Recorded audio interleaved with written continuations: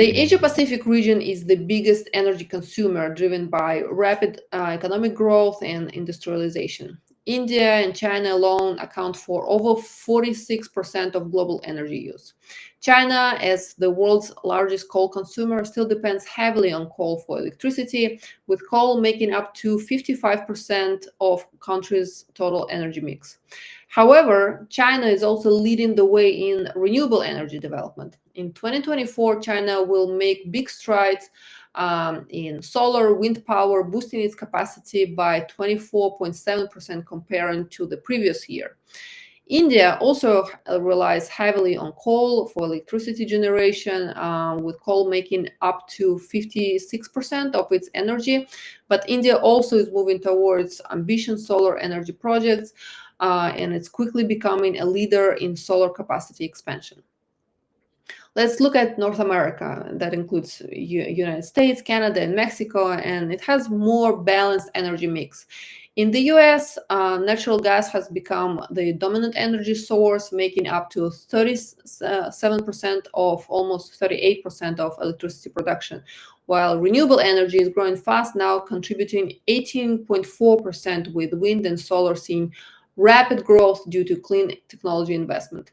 Canada, thanks to its abundant hydroelectric resources, has one of the highest shares of renewable energy among the major countries. Its hydropower provides over 60% of its electricity. Europe is making big moves towards renewable energy as part of the European Green Deal, which focuses on decarbonizing the economy. The European Union has already made significant progress, with renewables making up to 41% of electricity production, and this number is set to grow.